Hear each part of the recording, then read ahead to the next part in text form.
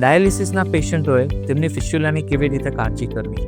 એકવાર ફિસ્ચ્યુલા મુકાયા પછી ઇમિડિયેટ પોસ્ટ ઓપ પીરિયડ એટલે ફિસ્ચ્યુલા મુકાયો અને એના 15 દિવસ સુધી હાથમાં સોજો આવી શકે.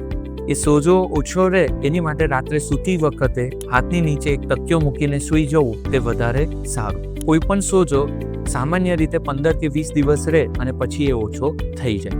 દરેક ફિસ્ચ્યુલા પછી હાથમાં વાઇબ્રેશન આવે જેને અમારી ભાષામાં થ્રિલ કહેવાય. એ દરેક દર્દીએ દરરોજ જોવી જોઈએ. એ ધીરે ધીરે થ્રિલ વધ્યા કરે. જો બાય ચાન્સ તમને થ્રિલ ફીલ ના થાય તો તમારા ડૉક્ટરનો તમારે તરત સંપર્ક કરવો. જે હાથમાં પણ ફિસ્ચ્યુલા મૂકેલું હોય તે હાથ બને એટલો કોણીથી ઓછો વાળવો.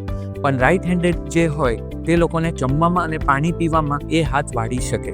પણ બને એટલો કન્ટિન્યુઅસ આ રીતે હાથ ઓછો વાળવો. સૂતી વખતે ધ્યાન રાખવું, જે હાથમાં ફિસ્ચ્યુલા હોય એ હાથ ઉપર માથું મૂકીને વજન આપવું નહીં. જે હાથમાં પણ ફિસ્ચ્યુલા કરેલું હોય એ હાથથી કન્ટિન્યુઅસ આપણે કસરત કરવી, જેમાં તમે સ્માઇલી બોલ, સ્પ્રિંગ કાં તો હેન્ડલ કન્ટિન્યુઅસ યુઝ કરી શકો. એક્સરસાઇઝની આશરે મહિનાથી 1.5 મહિના સુધી જરૂર પડી શકે.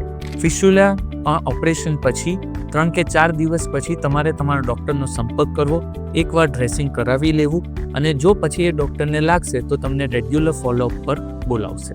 બીજું, જે હાથમાં આપણે ફિસ્ચ્યુલા હોય એ હાથથી બહુ ભારે વજન ઉચકવું નહીં. આપણે 2 થી 5 કિલો ઉચકી શકીએ, એનાથી વધારે ઉચકવું નહીં.